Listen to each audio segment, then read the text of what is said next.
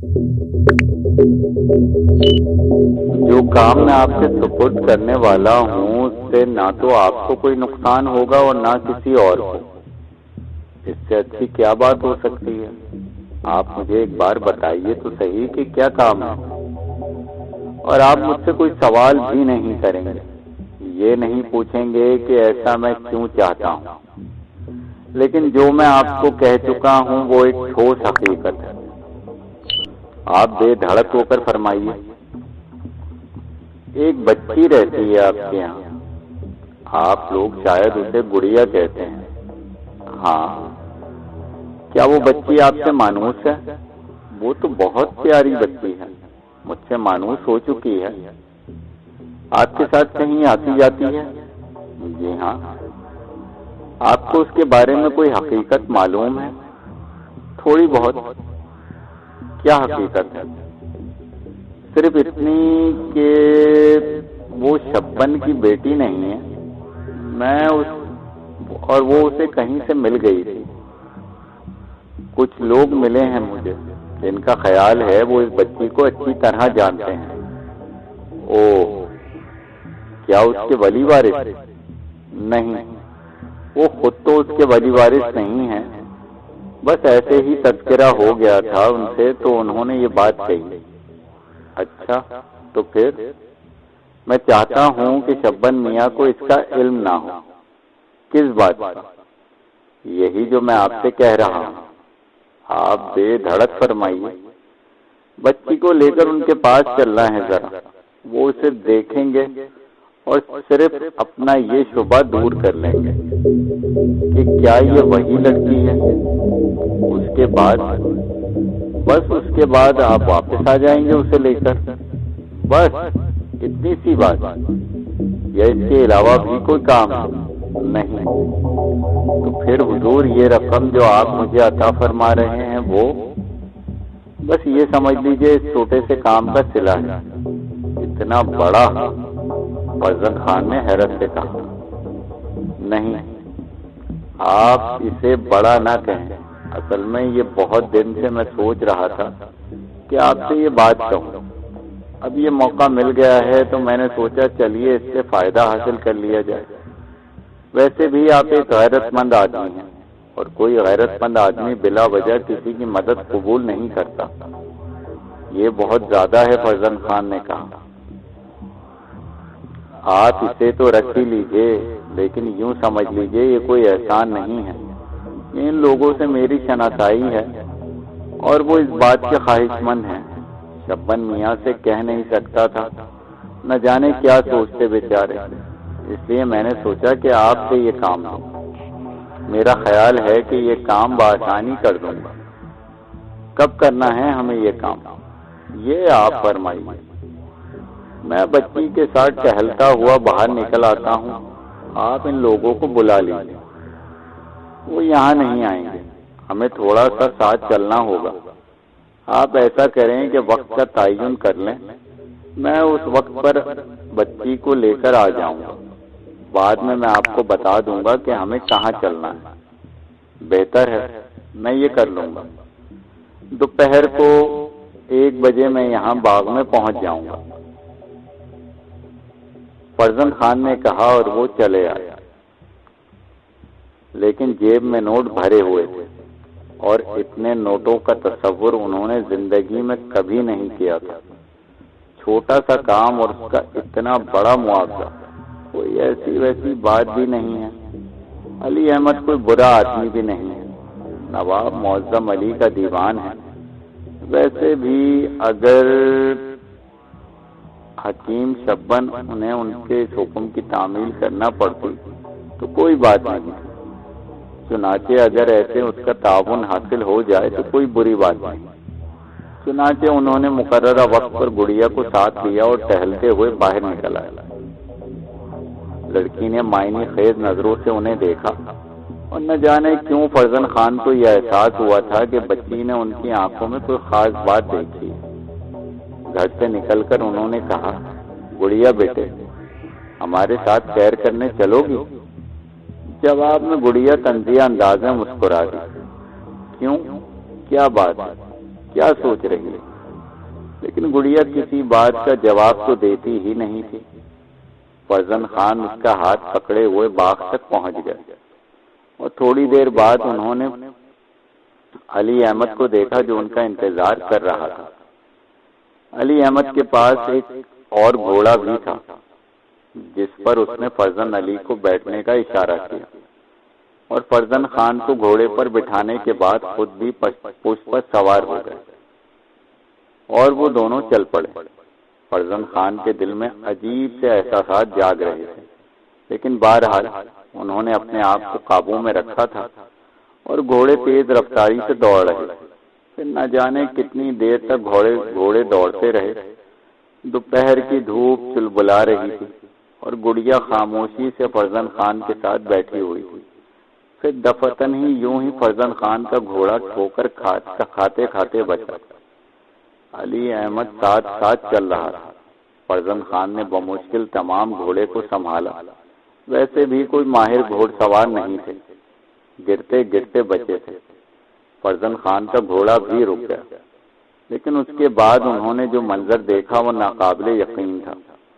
گڑیا گھوڑے پر بیٹھی ہوئی تھی، لیکن اس کے دونوں پیر کئی گز لمبے ہو گئے تھے اور آگے جا کر زمین سے جا ٹکے تھے۔ گھوڑا زور لگا رہا تھا، لیکن ایک قدم بھی آگے نہیں بڑھ پا رہا تھا۔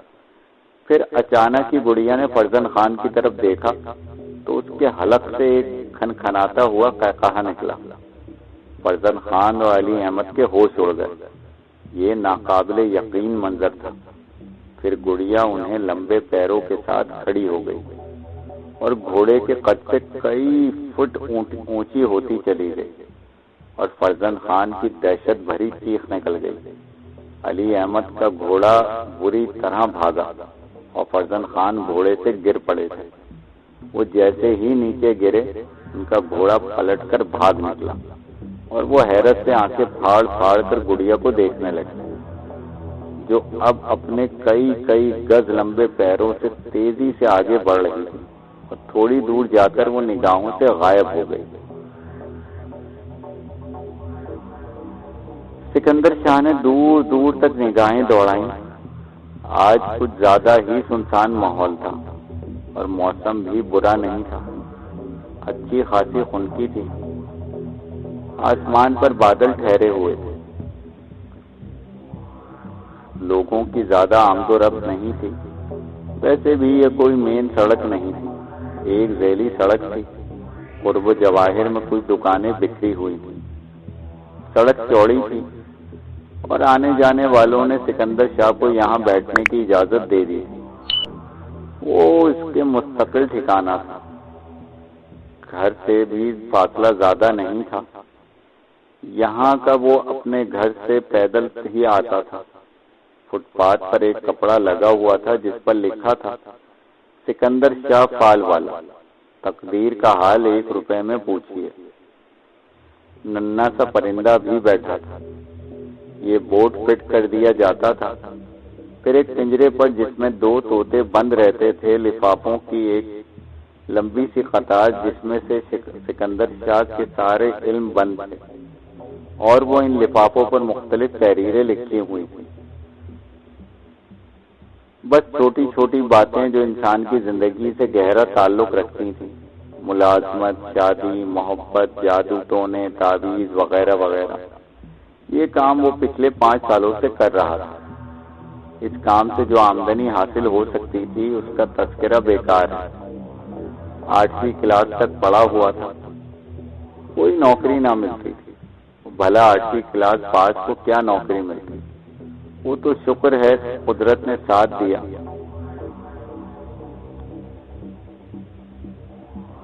بس اللہ کا نام ہی تھا۔ سکینہ بہت ہی صبر رکھنے والی بیوی تھی، ہر حال میں خوش رہنے کی عادت۔ سگے چچا کی بیٹی تھی اور چچا نے اس کا ہاتھ ان کے ہاتھ میں دیتے ہوئے کہا تھا، بیٹا باقی سارے تقدیر کے کھیل ہیں، 2 وقت کی روٹی دے دینا، کسی چھت کے نیچے بٹھا دینا اور تن ڈھانپنے کے لیے کپڑے، باقی اس کی تقدیر ہے۔ یہ تو اللہ کا کام ہوتا ہے کہ کسے کیا دے اور کیا نہ دے۔ مرتے وقت چچا نے وعدہ کر لیا تھا کہ وہ سکینہ کی زندگی کا آخری سانس تک ساتھ دے گا، اور وہ ساتھ دے رہا تھا۔ وہ تو شکر ہے کہ چچا نے ایک کچی آبادی میں جھونپڑی ڈالی ہوئی تھی، سر چھپانے کا ٹھکانہ چل رہا تھا۔ باقی جو بھی اللہ دے دے، میاں بیوی خوشی سے کھا لیتے تھے، لیکن دل میں یہ خیال ضرور آتا تھا کہ اگر تقدیر نے کبھی ساتھ دیا تو کتنی ہی محنت کرنی پڑے بیوی کے لیے تاج محل ضرور بنائے گا، اور اپنے اس خیال پر وہ خود ہی دل میں ہنستا تھا۔ دوپہر ہو چکی تھی۔ آج صبح سے ابھی تک کوئی ضرورت مند نہیں آیا تھا۔ شاید دنیا کے سارے لوگوں کی ضرورتیں پوری ہو گئی تھیں۔ نہ کسی کو نوکری کی تلاش تھی، نہ کسی پر کوئی جادو ٹونا کرایا گیا تھا، اور نہ ہی کوئی محبت کا حال جاننا چاہتا تھا۔ سکندر نے طوطوں کی طرف دیکھا اور بولا، ہاں بیٹا، بھوک تو نہیں لگی؟ ویسے ابھی تمہارے کھانے کا وقت بھی نہیں ہوا ہے، تھوڑی دیر اور انتظار کر لیتے ہیں۔ پتہ نہیں آج ہمیں کیوں بھوک لگ رہی ہے، مگر بھائی اصول ہوتے ہیں۔ دور سے دو نوجوان لڑکے آتے ہوئے نظر آئے، آوارہ مزاج تھے۔ سڑک پر گشت کرتے ہوئے ایک سے الجھے فٹ پاتھ سے گزرے تو رک کر بورڈ پڑھنے لگے، پھر مسکراتے ہوئے بیٹھ گئے۔ تو آپ سکندر شاہ ہیں؟ ہاں بھائی، ہیں تو صحیح۔ یونان سے کب آئے ہو؟ بس صدیوں چلے آئے تھے، اب یہاں آ کر زندگی کے جال میں پھنس گئے۔ یہ حال ہو گیا؟ آپ نے تو آدھی دنیا فتح کر لی تھی، ہاتھ سے نکل گئی، ورنہ اس فٹ پاتھ پر نہ بیٹھے ہوتے۔ سکندر شاہ ہنس کر بولا، یار ایک بات بتاؤ، تم دنیا کو اس کی تقدیر کا حال بتاتے ہو، اپنی تقدیر کا لفافہ نہیں نکالا تم نے کبھی؟ اپنی تقدیر کا لفافہ اس میں ہے ہی نہیں پہلوان، ہوتا تو معلوم کر لیتے کہ آگے کیا لکھا ہوا ہے۔ بہرحال سکندر کی تم نے بڑی مٹی پلیت کی ہے۔ ارے ہم نے کیا کیا بھیا، زمانے نے کی ہے۔ بیچارہ اگر اس دور میں پیدا ہوتا بھی تو آدھی دنیا تو کیا فتح کرتا، آدھی دنیا اسے فتح کر لیتی۔ دونوں نوجوان ہنستے ہوئے آگے بڑھ گئے تھے۔ یہی کیفیت خود سکندر کی تھی، خود اپنے نام کا مذاق اڑاتا تھا۔ ماں باپ نے اتنا بڑا نام رکھ دیا تھا، یہ سوچے سمجھے بغیر کہ اب آدھی دنیا کی تسخیر کرنا ناممکن ہے، بلکہ اب تو ہر شخص دنیا کے ہاتھوں تسخیر ہے۔ تھوڑی دیر تک بیٹھا رہا، پھر تھکے تھکے لہجے میں بولا، چلو بھائی پی لو، کھانا کھا لو یار، تم کھا لو گے تو اس کے بعد ہماری بھی باری آئے گی۔ طوطوں کے لیے ایک پوٹلی سے چوری بنی ہوئی رکھی تھی۔ سکندر نے بڑے پیار سے چوری کو برتن میں ڈالا اور پھر طوطوں کو نکال کر محبت سے انہیں کھلانے لگا۔ دوپہر تک وہ اس شغل میں مصروف رہا، اور اس کے بعد طوطوں کو پانی پلایا گیا۔ پانی پلانے کے بعد اس نے انہیں واپس پنجرے میں بند کر دیا اور بولا، ہاں بھائی پی لو، اجازت ہے، اب ہم بھی روٹی کھا لیں۔ پھر اس کے بعد اس نے پانی سے ہاتھ دھوئے۔ یہ ساز و سامان اپنے ساتھ ہی لاتا تھا۔ ہاتھ دھونے کے بعد اس نے دوسری پوٹلی نکالی جس میں 2 روٹیاں بندھی ہوئی تھی۔ ایک روٹی پر رات کی پکی ہوئی دال رکھی تھی، یہی اس وقت کا لنچ تھا۔ اس نے رومال بچھایا، روٹیاں رکھیں اور پھر بسم اللہ کہہ کر ہاتھ بڑھایا ہی تھا کہ نگاہ سامنے اٹھ گئی۔ سامنے والے پتھر پر ایک بچی بیٹھی ہوئی تھی، نگاہیں اس کی طرف تھیں۔ سکندر اسے دیکھ کر چونک پڑا۔ دور دور تک دیکھا، کوئی موجود نہیں تھا۔ بچی بڑی پیاری صورت کی مالک تھی۔ سکندر اسے حیرت سے دیکھتا رہا، پتہ نہیں کیوں بیٹھی ہے، کسی کے ساتھ آئی ہے، آس پاس تو کوئی نظر نہیں آتا۔ کچھ لمحے اسے دیکھتا رہا، پھر نہ جانے کیا خیال آیا۔ روٹی رومال سے ڈھکی، اٹھ کر بچی کے پاس پہنچا اور بولا، بیٹا یہاں کیوں بیٹھی ہو، کوئی ساتھ ہے تیرے؟ بچی نے نفی میں سر ہلا دیا۔ کوئی ساتھ نہیں ہے؟ اس نے پھر سوال کیا اور بچی نے پھر اسی طرح گردن ہلا دی۔ آ بیٹا، آ ذرا میرے ساتھ، آ تو صحیح۔ سکندر حیرانی سے بچی کا ہاتھ پکڑے ہوئے اپنے ٹھکانے پہنچ گیا اور پھر بچی کو سامنے بٹھاتے ہوئے بولا، مگر کہاں سے آئی؟ بچی نے کوئی جواب نہیں دیا اور خاموشی سے سکندر کو دیکھنے لگی۔ تیرا کوئی بھائی بہن اور ماں باپ نہیں ہے؟ بچی نے پھر انکار کر دیا۔ ارے بیٹا، تو پھر کہاں رہتی ہے؟ اچھا یہ بتا، بھوک لگی ہے؟ بچی نے اس کی طرف دیکھا، پھر روٹیوں کی طرف، پھر گردن ہلا دی اور اس کے منہ سے مدھم سی آواز نکلی، ہاں۔ اللہ کا شکر ہے تو بولتی تو ہے، میں تو سمجھا تھا کہیں گونگی تو نہیں۔ لے بیٹا، پھر بسم اللہ کر اور کھا لے۔ اس نے رومال آگے بڑھا دیا۔ بچی نے اسے دیکھا اور پھر روٹیوں کی طرف، اور پھر جھک کر روٹی اٹھا لی۔ اس پر سے آدھی دال اس نے روٹی پر پلٹی اور ایک روٹی خود لے کر بیٹھ گئی۔ کھا لے بیٹا، کھا لے، ایک روٹی میں بھلا تیرا کیا پیٹ بھرے گا؟ نہیں، دوسری تم کھا لو۔ ارے نہیں بیٹا، ہم تو مست قلندر ہیں، شام کو گھر جا کر کھائیں گے، تو مہمان ہے، کھا لے بیٹا، پیٹ بھر کے کھا لے۔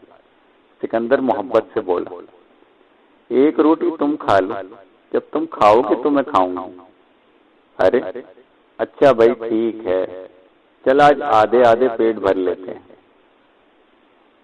میں شام کو تجھے گھر لے جا کر خوب پیٹ بھر کر روٹی کھلاؤں، ٹھیک ہے نا؟ بچی نے مسکراتے ہوئے گردن ہلا دی۔ سکندر اپنی روٹی کھانے لگا، لیکن اس کی نگاہیں بار بار بچی کی طرف اٹھ جاتی۔ اس کا ہاتھ اس کے چہرے کے صاف ستھرے کپڑے، لگتا تھا کسی اچھے گھر کی ہے، لیکن کہتی ہے اس کا کوئی نہیں۔ اتنی بڑی بچی کسی فریب سے بھی کام نہیں لے سکتی، اور نہ ہی یہ سوچا جا سکتا ہے وہ اپنے گھر سے بھاگ کر آئی ہے۔ پتہ نہیں کیا چکر ہے۔ بچی آہستہ سے روٹی کھا رہی تھی۔ پھر سکندر نے بڑے پیار سے اس کے سر پر ہاتھ رکھ کر اسے پانی پلایا۔ بچی کے چہرے پر ایسے اطمینان آنے لگا جیسے اسے سب کچھ حاصل ہو گیا ہو۔ مگر سوال یہ پیدا ہوتا ہے بیٹا کہ جب تیرا کوئی بھی نہیں ہے تو تو کہاں رہتی ہے؟ کچھ تو بتا، کہیں ہم کسی مصیبت میں نہ پھنس جائیں۔ لڑکی خاموش رہی۔ سکندر سوچتا رہا، پھر اس نے کہا، اللہ کی مرضی، ہم تو نیک نیتی سے جس کی امانت ہے اس کے حوالے کرنے کو تیار ہیں، لیکن اگر اللہ نے تجھے ہمیں دے دیا ہے تو بیٹا تیرے پاؤں ہمارے سینے پر، جس قابل ہیں تیری خدمت کریں گے، بالکل فکر مت کر، ادھر بیٹھ جا آرام سے۔ بچی جیسے اس کی ساری باتیں سمجھ رہی تھی، اس کے چہرے کا سکون بتاتا تھا، لیکن بہرحال یہ بات سکندر کے دل میں تھی کہ بچی ہے کسی اچھے گھرانے کی۔ تھوڑی دیر کے بعد نیلے رنگ کی ایک لمبی سی کار آتی ہوئی نظر آئی اور سکندر کے ٹھکانے سے کچھ فاصلے پر فٹ پاتھ سے آ کر رک گئی۔ کار کی سیٹ پر ایک بیگم صاحبہ بیٹھی ہوئی تھی، دوسری سیٹ پر ایک نوجوان لڑکا جو کار چلا رہا تھا۔ سکندر کی نگاہیں اس طرف اٹھ گئیں۔ اس نے نوجوان لڑکے کو کار سے اترتے ہوئے دیکھا تو بیگم صاحبہ نے کہا، ناصر، زیادہ دیر مت لگانا، میں تمہارا انتظار کر رہی ہوں۔ جی آنٹی، بس ابھی آیا، نوجوان لڑکے نے کہا اور سڑک عبور کر کے سامنے والی عمارت کی سیڑھیوں کی جانب بڑھ گیا۔ بیگم صاحبہ خاموشی سے بیٹھی ہوئی تھی، پھر ان کی بھٹکتی ہوئی نگاہیں سکندر کے بورڈ پر پڑی اور وہ جھک کر اسے دیکھنے لگی۔ چند لمحے دیکھتی رہی، پھر ادھر ادھر دیکھنے لگی، پھر اس کے بعد انہوں نے کار کی سیٹ کی پشت سے سر ٹکا کر آنکھیں بند کر لی۔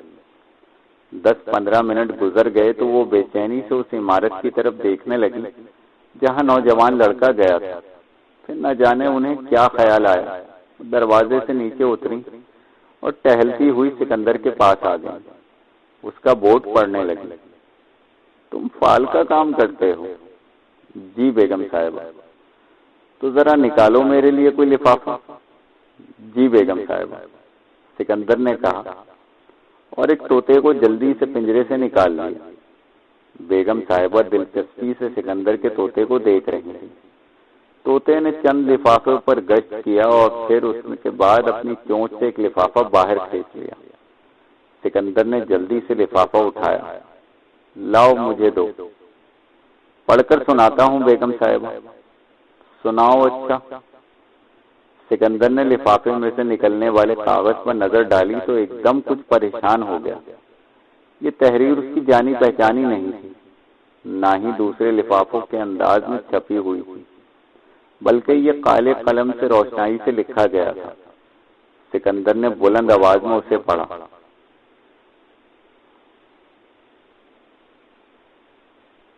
نگار پور میں اپنی پھپھو کے ہاں دیر کرو گی تو نقصان ہوگا۔ بیگم صاحبہ اچھل پڑی۔ میں جلدی سے سکندر کے ہاتھ سے لفافہ لپک لیا اور اس پر لکھے ہوئے الفاظ پڑھنے لگی۔ ان کا چہرہ حیرت سے سرخ ہو گیا۔ پھر انہوں نے خشک ہونٹوں پر زبان پھیری اور بولی، اور دوسرے لفافوں میں کیا ہے؟ نہیں بیگم صاحبہ، کوئی جادو ٹونا نہیں ہے، بس تحریریں ہیں۔ انسان اپنے دل میں سوچتا ہے کہ کیا مسئلہ ہے اور تو اس مسئلے کے مطابق اگر کوئی لفظ مل جائے تو۔ لیکن تم نگار پور کے بارے میں کیا جانتے ہو؟ پتہ نہیں بیگم صاحبہ، ہم تو کچھ نہیں جانتے۔ جو جانتا ہے یہ پرندہ ہی جانتا ہے، اللہ کی مخلوق ہے جی۔ اس وقت دور سے نوجوان آتا ہوا دکھائی دیا۔ بیگم صاحبہ نے جلدی سے پرس کھولا اور 100 روپے کا ایک نوٹ نکال کر سکندر کی جانب پھینکا، اور سکندر جلدی سے بول پڑا، نہیں جی، آج تو 1 روپیہ بھی نہیں کمایا۔ چلیں چھوڑیں، کوئی بات نہیں ہے، پھر کبھی ادھر سے گزریں تو ہمارا روپیہ دے دیجیے گا۔ نہیں، یہ رکھ لو، باقی تمہارا انعام ہے، بیگم صاحبہ نے کہا اور تیز تیز قدموں سے چلتی ہوئی کار میں جا کر بیٹھ گئی۔ نوجوان ان کے پاس آیا تو بیگم صاحبہ نے اس سے کچھ کہا۔ نوجوان نے جلدی سے سیٹ پر بیٹھ کر کار اسٹارٹ کی اور کار زنگ سے ہوا میں پرواز کر گئی۔ اتنی تیز رفتاری سے گئی تھی کہ وہ دیر تک گرد اڑاتی رہی اور سکندر کا منہ حیرت سے کھلا رہ گیا۔ واہ رے اللہ میاں، تجھ سے بڑا مہاجن ہم نے تو نہیں دیکھا۔ 1 روٹی کھلائی ہے ایک لاوارث بچی کو اور 99 روپے کا فائدہ کیا تو نے، زبردست۔ ارے بیٹا دیکھ، ہم ٹھہرے نکھٹو کہ ہمیں کوئی کام دھندا نہیں کر سکتے۔ اب 100 روپے کا نوٹ ہاتھ آیا ہے، آج تو عیاشی ہو جائے گی۔ چل ذرا یہ لفافے سمیٹ، آ جا، لگ جا بیٹا ہمارے ساتھ۔ اور بچی ہنس پڑی۔ پھر اس نے لفافے سمیٹے، سکندر نے انہیں بکس میں بند کیا، بورڈ لپیٹا، بغل میں دبایا۔ بچی نے طوطے کا پنجرا اٹھا لیا اور سکندر اپنا کاروبار بند کر کے گھر کی طرف چل پڑا۔ دماغ میں بہت سے خیالات تھے۔ بچی بہت بھاگوان تھی، اس کے آتے ہی 100 روپے کا نوٹ ہاتھ لگ گیا تھا، مگر نہ جانے کس کی بچی ہے۔ کہتی تو یہی ہے کہ دنیا میں اکیلی ہے، لیکن اکیلی ہے تو اسے یہ خوبصورت کپڑے کس نے پہنا ہے؟ کوئی تو اس کا ولی وارث ہوگا۔ چلو جو ہوگا دیکھا جائے گا۔ اور وہ اپنے گھر کے دروازے سے اندر داخل ہو گیا۔ سکینہ حیرت بھری نگاہوں سے بچی کو دیکھ رہی تھی اور جلدی سے اس کے قریب پہنچ گئی۔ ہائے کتنی پیاری بچی ہے، کس کی ہے؟ کوئی آیا ہے مہمان کہیں سے؟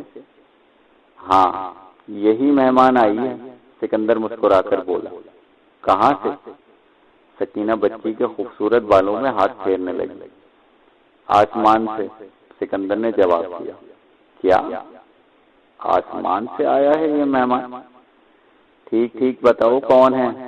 کون ہو تم بیٹی؟ کیا نام ہے تمہارا؟ سکینہ نے لڑکی سے پوچھا۔ لڑکی نے طوطے کا پنجرا نیچے رکھ دیا، لیکن سکینہ کی بات کا کوئی جواب نہیں دیا، شرما رہی ہے شاید۔ کس کی بچی ہے یہ؟ بتاتے کیوں نہیں ہو سکندر؟ اور تم اتنی جلدی کیوں اٹھ کر آ گئے؟ ہاں وہ آج اللہ کی کمائی اللہ میاں نے دے دی ہے، بلکہ کئی دن کی ایک ساتھ دے دی ہے۔ یہ لے 100 روپے کا نوٹ۔ ہائے میں مر جاؤں، 100 روپے کمائے ہیں آج تم نے؟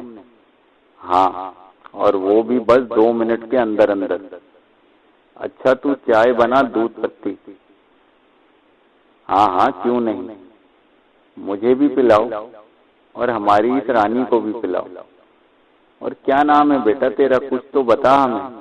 لیکن لڑکی نے کوئی جواب نہیں دیا تو سکندر نے کہا، چل ٹھیک ہے، نہ بتا، ہم نے رانی کہہ دیا ہے، رانی ہی کہیں گے تجھے۔ سکندر نے جلدی سے لفافوں کا بکس کھولا اور اس میں سے سارے لفافے نکال لیے۔ وہ لفافہ تلاش کرنے میں اسے دقت نہیں ہوئی جو اس نے اس عورت کو دکھایا تھا۔ اس کی تحریر سکندر کو سخت حیران کر رہی تھی۔ اس نے لفافہ کھول کر وہی تحریر لکھی تھی۔ لفافے پورے تھے، ان کا اصل کاغذ غائب تھا اور یہ تحریر بدلی ہوئی تھی۔ سکندر خواب میں بھی یہ نہیں سوچ سکتا تھا کہ اس کے لفافوں میں کاغذ خود بخود بدل جائے گا۔ بہرحال اس کی یہ حیرت کسی طرح ختم نہ ہوئی۔ یہ لفافہ اس نے نہیں لکھا تھا۔ بیوی کو ساری بات بتائی تو بیوی بھی حیران رہ گئی۔ بہرحال سکندر نے کہا، یار آج کوئی ڈھنگ کی چیز پکا لے سکینہ، بڑا عرصہ ہو گیا ہے، کوئی قاعدے کی چیز کھائے ہو۔ جو تمہارا دل چاہے کہو۔ میں تو کہوں پیسے سنبھال کر رکھو، ہوائی روزی ہے، کیا پتا کل کچھ ملے یا نہ ملے۔ اللہ مالک ہے، کل کی فکر کل نہیں ہے، آج تو ہماری عیاشی کرا دے ذرا۔ چنانچہ سکینہ نے گردن ہلا دی، تھیلا لے کر بازار نکل گئی اور سکندر بچی سے باتیں کرنے لگا۔ بچی صرف مسکراتی تھی، بولتی بالکل نہیں تھی، حالانکہ اس نے چند الفاظ سکندر سے ادا کیے تھے اور سکندر کو یہ علم ہو گیا تھا کہ وہ گونگی نہیں ہے۔ بہرحال دونوں میاں بیوی بڑے خوش تھے۔ بچی کے آ جانے سے رونق بڑھ گئی تھی۔ سکندر نے اس کا منہ ہاتھ دھلایا، بال سنوارے تھے، 2 چوٹیاں باندھ دی تھی۔ بچی اور زیادہ خوبصورت نظر آنے لگی تھی۔ پھر دونوں نے اسے اپنے پاس ہی سلا لیا۔ بچی پیار بھرے انداز میں سو گئی تھی، لیکن آدھی رات کو جب سکینہ کی آنکھ کھلی تو وہ اپنے جاگنے کی وجہ تلاش کرنے لگی۔ پھر اسے بچی یاد آ گئی اور پھر چونک کر اسے دیکھا۔ بچی ان کے درمیان موجود نہیں تھی۔ سکینہ حیرت سے اچھل پڑی۔ پھر ایک لمحے کے لیے اس نے سوچا کہ سکندر کو جگائے، پھر سوچا سکندر گہری نیند سو رہا ہے، اسے نہ جگایا جائے، ہو سکتا ہے بچی باہر غسل خانے وغیرہ گئی ہو۔ وہ دروازہ کھول کر باہر نکلی۔ صحن میں پورا چاند نکلا ہوا تھا اور چاندنی میں بچی پالتی مارے بیٹھی ہوئی کچھ بول رہی تھی۔ سکینہ نے اس کی آواز سنی اور حیران رہ گئی۔ یہ کیا قصہ ہے؟ اس نے دل ہی دل میں سوچا اور حیرت سے بچی کو دیکھتی رہی۔ بچی کھل کھلا کر ہنس پڑی تھی اور پھر اس کی خوبصورت ہنسی کی آواز سکینہ نے سنی اور نہ جانے کیوں اس کے دل میں ایک ڈر سا بیٹھ گیا۔ وہ چند لمحے کھڑی رہی، پھر خوفزدہ انداز میں واپس آ گئی۔ سکندر کی طرف دیکھا، لیکن نہ جانے پھر کیا سوچ کر خاموش ہو گئی اور اس کے بعد وہ لیٹی رہی۔ تھوڑی دیر گزری تھی کہ بچی دروازہ کھول کر اندر آ گئی اور آہستگی سے ان کے درمیان آ کر لیٹ گئی۔ لیکن سکینہ کو یہ حیرت تھی کہ وہ اکیلے ہی اکیلے باتیں کر رہی تھی، کیونکہ کوئی اور نظر نہیں آ رہا تھا۔ یہ کیا قصہ ہے؟ اس نے سوچا۔ بڑی مشکل سے اس نے اپنے پیٹ میں یہ بات سمائے رکھی تھی، لیکن دوسری صبح اس نے سکندر کو یہ ساری بات بتا دی۔ بچی اس وقت یہاں موجود نہیں تھی اور گھر کے باہر دالان میں موجود تھی۔ کوئی تھا نہیں اس کے ساتھ۔ نہیں سکندر، میں یہ سوچ رہی ہوں کہ کوئی گڑبڑ نہ ہو۔ کیا گڑبڑ ہو سکتی ہے؟ پتہ نہیں۔ تو کہتی ہے کوئی تھا بھی نہیں، وہ اکیلی ہی باتیں کر رہی تھی۔ ہاں، اور ہنس بھی رہی تھی۔ ہو سکتا ہے یہ کوئی مرد ہو، مگر مجھے ڈر لگ رہا ہے۔ پاگل ہے تو، اتنی سی بچی ہے۔ پھر سکندر نے بیوی کو سمجھا بجھا کر خاموش کر دیا۔ اس کے بعد ذہن میں ایک آدھ دفعہ آیا تھا کہ آخر یہ معاملہ کیا ہے، لیکن پھر اس نے اسے نظر انداز کر دیا۔ البتہ جب وہ اپنا طوطا اور پنجرہ سنبھال کر باہر نکلنے لگا تو اس نے سوچا بچی کو ساتھ ہی لے جایا جائے، لیکن بچی اتنی بڑی بھی نہیں تھی کہ اسے ساتھ رکھا جائے۔ لڑکی ذات تھی۔ اس نے سکینہ سے کہا، سکینہ، میں اسے تیرے پاس چھوڑے جا رہا ہوں، اور سن، کوئی فضول بات مت سوچنا۔ جا رہا ہوں میں۔ اچھا رانی بیٹی، تم اپنی چچی کے ساتھ رہو، اس کے ساتھ چھوٹے موٹے کام میں ہاتھ بٹا دینا، یہ خوش ہو جائیں گی۔ بچی نے مسکرا کر گردن ہلا دی۔ یہی انوکھی بات تھی کہ وہ ہر بات سمجھ جاتی تھی، وہ بس زبان سے کچھ نہیں بولتی تھی۔ آج سکندر کا ستارہ عروج پر ہی رہا۔ کوئی 35 روپے کمائے تھے اس نے۔ صبح سے شام تک عام حالات میں اتنی آمدنی نہیں ہوتی تھی۔ اگر بہت ہی زیادہ تقدیر کے مارے آ گئے تو 10-15 روپے مل جایا کرتے تھے، لیکن آج پورے 35 روپے اس کے پاس تھے، اور وہ خوشی خوشی اپنا کام ختم کر کے گھر پہنچا تو ماحول خاصا بدلا ہوا دیکھا۔ سارے گھر کی صفائی چندن جیسی ہو گئی تھی۔ سکینہ نے بچی کے کپڑے وغیرہ دھو کر اسے پہنا دیے تھے۔ سکندر کو دیکھتے ہی بولی، ارے یہ اپنی رانی تو کمال کی ہے، گھر کے سارے کام چٹکیاں بجا کر لیتی ہے۔ میں نے تو کچھ کہا بھی نہیں تھا، بس سودا لینے گئی تھی، واپس آئی تو دیکھا باورچی خانہ صاف، صحن صاف، دالان صاف، برتن سب دھلے ہوئے، ساری دیگچیاں صاف کر کے رکھ دی۔ میں تو حیران رہ گئی، ننھے ہاتھ کیا کام کر لیتے ہیں۔ واہ، یہ تو بہت اچھا ہوا۔ اب بول سکینہ، کیا کہتی ہے اس کے بارے میں؟ اب تو یہ میری زندگی ہے، میرے ساتھ ہی رہے گی۔ سکینہ نے بچی کو پیار سے دیکھتے ہوئے کہا اور مسکرا دی۔ لے، یہ آج کی کمائی۔ سکندر نے 35 روپے بیوی کے ہاتھ میں رکھتے ہوئے کہا، اور بیوی کہنے لگی، اللہ تیرا شکر ہے، اگر اسی طرح کی کمائی ہوتی رہی تو ہمارے دن پھر جائیں گے۔ یار سکینہ، لگ رہا ہے کچھ لگ رہا ہے، سکندر مسکراتا ہوا بولا، اور بات غلط نہیں تھی۔ حیرت انگیز طور پر سکندر کے پاس پال کھلوانے والوں کی تعداد بڑھتی جا رہی تھی۔ 4-5 دن ہو چکے تھے رانی کو گھر میں آئے ہوئے، اور اس کے قدم ایسے مبارک ثابت ہوئے تھے کہ سکندر کی آمدنی روز بروز بڑھتی جا رہی تھی۔ 5ویں دن تو کمال ہی ہو گیا۔ دوپہر کا وقت تھا، اور سکندر ابھی 3-4 گاہکوں کو نمٹا کر فارغ ہوا تھا کہ وہی نیلی کار آ کر سکندر کے بالکل قریب رکی، اور سکندر نے ان بیگم صاحبہ کو پہچان لیا جو 100 روپے کا نوٹ دے گئی تھی۔ سکندر جلدی سے کھڑا ہو گیا۔ آج بیگم صاحبہ کے ساتھ 3-4 افراد اور بھی تھے۔ بیگم صاحبہ گاڑی سے اتری، اور ان کے ساتھ ایک بزرگ بھی تھے جن کے بال سفید تھے۔ نیچے اترے اور بیگم صاحبہ سکندر کے پاس پہنچ گئی۔ شاہ جی، آپ سے کچھ بات کرنی ہے، تھوڑا سا وقت دیں گے؟ بیگم صاحبہ نے کہا۔ جی حضور، بات کیجیے مائی باپ۔ شاہ جی، آپ یہ بتائیے کہ یہاں سے کس وقت فارغ ہو جاتے ہیں آپ؟ بیگم صاحبہ، کوئی خاص وقت مقرر نہیں ہے، جب بھی اللہ تعالیٰ رزق عطا کر دیتا ہے سامان سمیٹ لیتے ہیں۔ کہاں رہتے ہیں آپ؟ بس تھوڑے فاصلے پر ہی، یہ سڑک جہاں ختم ہوتی ہے وہاں سے الٹے ہاتھ پر مڑتے ہیں تو ایک کچی بستی پھیلی ہوئی ہے، اسی میں ہماری جھونپڑی ہے۔ سکندر شاہ صاحب، اب آپ یہ بتائیے کہ کیا آپ ہمارے ساتھ چل کر تھوڑا سا وقت دے سکیں گے؟ ساتھ چل کر؟ ہاں، چلنا کہاں ہوگا بیگم صاحبہ جی، اور کیا کام ہے؟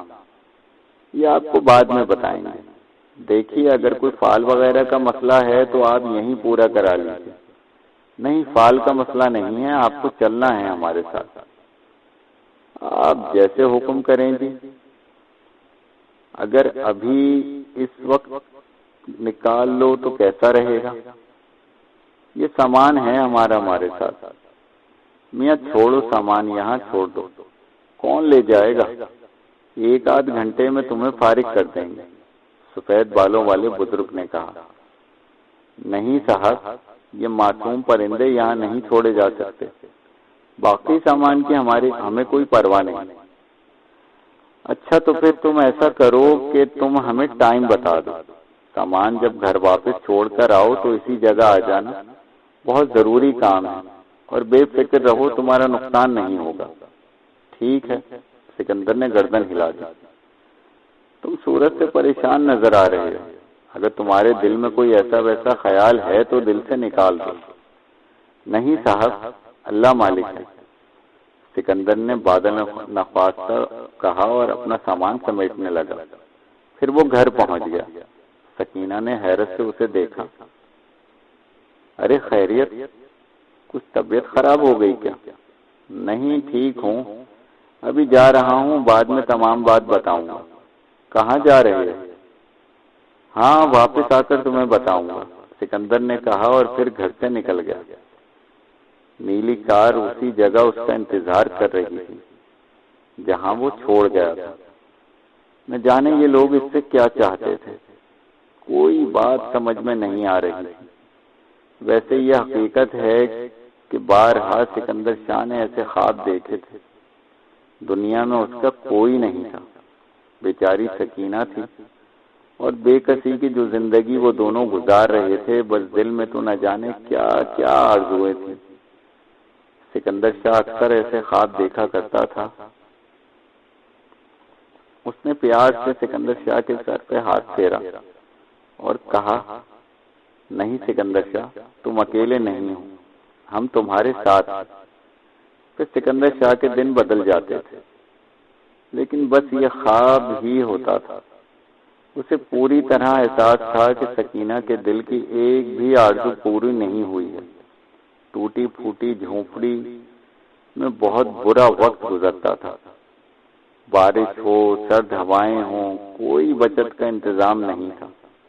دال روٹی ہی پوری ہو جائے تو یہی بہت بڑی بات تھی، لیکن بہرحال اس وقت ان لوگوں کی یہ دلچسپی اسے حیرت زدہ کیے ہوئے تھی۔ جب وہ قریب پہنچا تو عمر رسیدہ شخص نے کہا، شاہ صاحب گاڑی میں بیٹھ جائیں۔ مگر حضور، آپ مجھے کہاں لے جا رہے ہیں؟ سکندر شاہ نے کہا۔ گھبرائیے نہیں، آپ آرام سے اندر بیٹھ جائیے۔ سکندر شاہ گاڑی میں بیٹھ تو گیا، لیکن دل کی حالت غیر تھی۔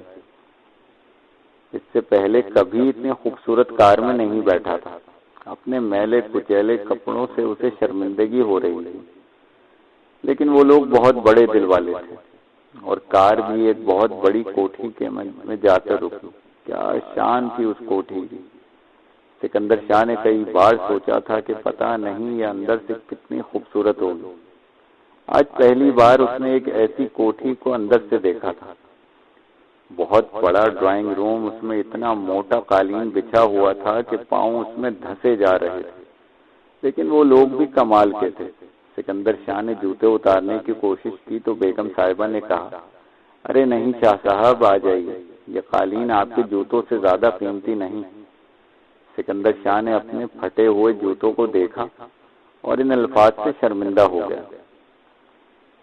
بیگم صاحبہ جی، آپ مجھے نہیں، کچھ نہیں، سکندر شاہ تم ہمارے ایک معزز مہمان ہیں۔ پھر انہوں نے اسے ایک صوفے پر بٹھا دیا۔ بیگم صاحبہ اور عمر رسیدہ شخص ان کے سامنے بیٹھ گئے۔ تب عمر رسیدہ شخص نے کہا، بھائی شاہ صاحب، میرا نام مرزا عظیم بیگ ہے، اور یہ میری بیگم نصرت جہاں ہے۔ بس ایسے ہی ایک دن کسی کام سے نکلی تھی، ایک پریشانی لاحق تھی ہم لوگوں کو۔ ان کا کہنا ہے کہ آپ نے ان کی پریشانی کا حل پیش کر دیا تھا۔ یہ تو آپ کے دل سے عقیدت مند ہو گئی ہیں، اور ہم بھی جانتے ہیں کہ جو اللہ والے لوگ ہوتے ہیں وہ اپنی نمائش نہیں کرتے، محنت مزدوری کر کے اپنا پیٹ پالتے ہیں۔ آپ نے جو نشاندہی کہی تھی وہ پوری ہوئی، اور ہم ایک بہت بڑی مشکل سے بچ گئے۔ ہمارا بیٹا شکیل بیگ ہے، گھر کی ایک ملازمہ سے محبت کرنے لگا ہے۔ کافی دن تک ہم سے کہتا رہا کہ اس سے اس کی شادی کر دی جائے۔ آپ سمجھتے ہیں شاہ صاحب، ملازماؤں سے شادی نہیں کی جاتی، چنانچہ ہم تیار نہیں تھے، یہاں تک کہ وہ اس ملازمہ کے ساتھ فرار ہو گیا۔ اگر وہ نکل جاتا تو آپ یقین کریں ہم تو کسی کو منہ دکھانے کے قابل نہ رہتے، مگر آپ نے محبت کی نگاہ کی اور اس کا پتہ چل گیا۔ ہم نے فوراً وہاں پہنچ کر چھاپا مارا اور دونوں وہاں مل گئے۔ بس آپ یہ سمجھ لیجئے شاہ صاحب کہ آپ نے ہماری آبرو بچا لی ہے، ورنہ 2 کوڑی کے ہو جاتے ہم۔ ہمارے دشمن ویسے بھی ہمارے پیچھے لگے ہوئے ہیں اور وہ ہمیں شدید نقصان پہنچانا چاہتے ہیں۔ شاہ صاحب، آپ کو اللہ کا واسطہ ہے ہماری مدد کیجیے۔ ہم جانتے ہیں آپ جیسے لوگ کسی کا احسان قبول نہیں کرتے، لیکن اگر کوئی مجبور آپ کے سامنے اپنا دامن پھیلائے تو آپ جیسے بزرگوں کو انکار بھی نہیں کرنا چاہیے۔ سکندر شاہ ہنس پڑا، پھر بولا، پتہ نہیں آپ لوگ مجھے کیا سمجھ رہے ہیں۔ آپ یقین کیجئے قصور میرا نہیں ہے، بس طوطے نے فال نکالا اور آپ کا کام بن گیا۔ فال کے لفافے میں جو کاغذ نکلا وہ میرا لکھا ہوا بھی نہیں تھا، بلکہ خود میری سمجھ میں نہیں آئی، لیکن خوشی کی بات ہے کہ آپ کا کام بن گیا۔ بس میرا دل بھی اس بات سے خوش ہے۔ اب بتائیے میں آپ کی اور کیا خدمت کر سکتا ہوں؟ آپ مجھے یہاں کیوں لائے؟ ویسے تو شاہ صاحب آپ نے ہمارے لیے جو کچھ کیا ہے اس کے صلے میں ہم آپ کو لاکھوں روپے کی دولت دے سکتے ہیں، لیکن ہم جانتے ہیں کہ ایمان والے دولت میں دلچسپی نہیں رکھتے۔ میں نصرت بیگم سے کہہ رہا تھا کہ آپ ہمارا دیا ہوا قبول نہیں کریں گے، تم دیکھ لینا، لیکن شاہ صاحب ہماری اور بھی مشکلات ہیں اور ہم آپ کی مدد چاہتے ہیں۔ سکندر شاہ کے تو ہوش اڑ گئے، یہ لوگ لاکھوں کی باتیں کر رہے تھے۔ سکندر شاہ نے اپنی زندگی میں کبھی 1000 روپے اکٹھے نہیں دیکھے تھے۔ بہرحال اس کی زبان بند ہو گئی تو مرزا عظیم بیگ نے کہا، ہمارے گھر پر ایک منحوس سایہ منڈلا رہا ہے۔ شاہ صاحب، میری ایک بیٹی کسی جادو کے زیر اثر ہے۔ آپ اس کی حالت دیکھیں گے تو آپ کا دل خود دکھنے لگے گا۔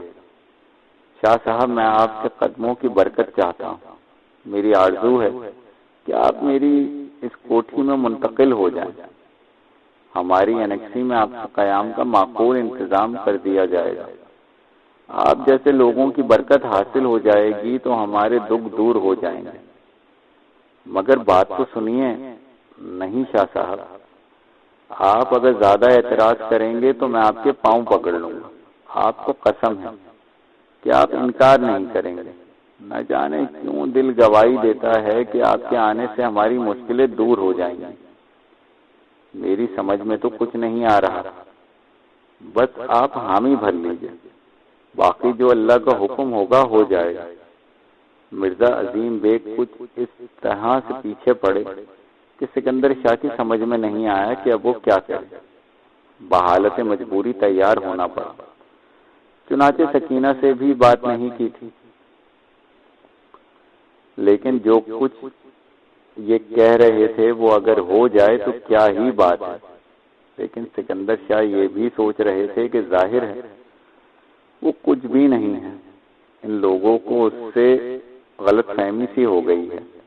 ایک کام اتفاقیہ طور پر ہو گیا ہے تو یہ لوگ اس سے متاثر ہو گئے ہیں۔ بعد میں جب ان کو پتہ چلے گا کہ سکندر شاہ تو ایک بیکار سا آدمی ہے تو اسے نکال باہر کریں گے۔ اس نے یہ الفاظ کہہ بھی تھی۔ مرزا صاحب ہنسنے لگے، پھر انہوں نے کہا، اگر ایسا ہوگا بھی سکندر شاہ صاحب تو آپ یقین کریں آپ کی عزت میں کمی نہیں آئی۔ آپ جیسا بہتر سمجھیں۔ میں نے آپ کو ساری بات بتا دی ہے بھائی، میں تو کچھ بھی نہیں ہوں، بس یہ آپ کے سوچنے کا فرق ہے۔ بس ڈر لگتا ہے اور نہ جانے کیوں یہ آرزو دل میں ابھرتی ہے کہ آپ کے قدموں کی برکت سے ہماری مشکلیں دور ہو جائیں گی۔ ٹھیک ہے، یہ آپ کا معاملہ ہے، میرا کوئی قصور نہیں ہوگا، یہ میں نے آپ کو اچھی طرح بتا دیا ہے۔ بہرحال سکندر شاہ تیار ہو گیا۔ سکینہ نے سنا تو حیران رہ گئی۔ وہ بولی، سکندر شاہ، اپنی جھونپڑی کو ایسے ہی تالا لگا دینا، کل کے دن جب بے عزتی کے ساتھ واپسی ہو تو کم از کم سر چھپانے کا ٹھکانہ تو ہوگا۔ میں کیا کروں، میں نے تو بہت منع کیا ہے مگر یہ مانتے ہی نہیں۔ بہرحال سکندر کوٹھی کے انیکسی میں آ گیا۔ یہ انیکسی تو ایک محل کی مانند تھی، کم از کم سکندر شاہ جیسے لوگوں کے لیے رانی کو بھی ساتھ لے آیا تھا۔ سکینہ تو اسے دیکھ کر خوشی سے پاگل ہو گئی۔ مرزا صاحب بہت ہی اچھے آدمی تھے۔ پھر شکیل بیگ اور اس کی لڑکی رخسانہ کو بھی دیکھا گیا۔ ابھی تک تو ان کا مسئلہ الجھا ہوا تھا۔ ادھر مرزا صاحب تھے کہ سکندر شاہ کو ناک پر مکھی تک نہ بیٹھنے دیتے تھے۔ ایک شام انہوں نے سکندر شاہ سے پوچھا، اس لڑکے کا کیا کیا جائے شاہ، آپ یہ تو بتائیے۔ چھوٹا منہ بڑی بات ہوگی جناب۔ نہیں آپ کہیے تو صحیح، کیا کریں۔ دیکھیے، اللہ کی سب مخلوق ایک جیسی ہوتی ہیں۔ آپ نے مجھ جیسے غریب آدمی کو اس قدر عزت دی تو اس بچی کو بھی اپنے گھر کی عزت بنا لیجیے۔ اللہ عزت دینے والوں کو عزت دیتا ہے۔ مرزا صاحب سوچ میں ڈوب گئے۔ پھر انہوں نے بیگم صاحبہ سے بات کی۔ آخرکار یہ طے ہوا کہ ان دونوں کی شادی کر دی جائے اور سادگی سے دونوں کا نکاح کر دیا گیا۔ مرزا شکیل بیگ تو سکندر شاہ کے قدموں میں سر رکھ دیا۔ اس نے کہا، شاہ صاحب، جو سنا تھا وہی پایا۔ آپ کے قدموں کی برکت کا آغاز ہو گیا ہے۔ اگر میرے ماں باپ میری شادی رخسانہ سے نہ کرتے تو اب کی بار میں نے قسم کھا لی تھی کہ میں اور رخسانہ زہر کھا کر خودکشی کر لیں گے۔ سکندر شاہ خوش تھا اور یہاں بڑے عیش و آرام کی زندگی گزر رہی تھی۔ البتہ ابھی تک مرزا صاحب نے اپنی بیٹی کو سکندر شاہ کو نہیں دکھایا، جس کی چیخیں کبھی کبھی سکندر شاہ اور سکینہ کو پریشان کر دیتی تھی۔ بڑی دردناک چیخیں ہوا کرتی تھی۔ سکندر شاہ نے ایک دن خود ہی پوچھ لیا، آپ نے اپنی بیٹی کے بارے میں کچھ نہیں بتایا ابھی تک؟ بس نظر کرم کا منتظر تھا اور یہ سوچ رہا تھا شاہ صاحب کہ کبھی خود ہی اس بد نصیب کے بارے میں آپ سوال کریں۔ اسے کیا ہوا ہے؟ بس اگر آپ مناسب سمجھیں تو دیکھ لیں کسی وقت۔ آپ کی مرضی ہے، دکھا دیجیے، سکندر شاہ نے کہا۔ دل میں جو کچھ سوچ رہا تھا اس کا دل ہی جانتا تھا۔ اس کا خیال تھا کہ وہ بھلا اس سلسلے میں کیا کر سکتا ہے، اس کی اوقات ہی کیا تھی، لیکن بھرم قائم رکھنا ضروری تھا، اور کچھ نہیں تو ہمدردی کے دو بول ہی بول سکتا تھا۔ یہ بیچارے تو اس سے زیادہ کچھ بھی نہیں چاہتے تھے۔ بہرحال پھر 3-4 دن گزر گئے اور سلسلے میں کوئی بات نہیں ہوئی، لیکن ایک صبح ہی صبح نصرت بیگم گھبرائی ہوئی سکندر شاہ کی انیکسی میں پہنچی اور بولی، شاہ صاحب آپ ذرا آئیے میرے ساتھ، اللہ جانے خیریت ہے کہ نہیں۔ کیا بات ہے، چلیے، سکندر شاہ نے کہا اور بیگم صاحبہ کے ساتھ کوٹھی میں چلا گیا۔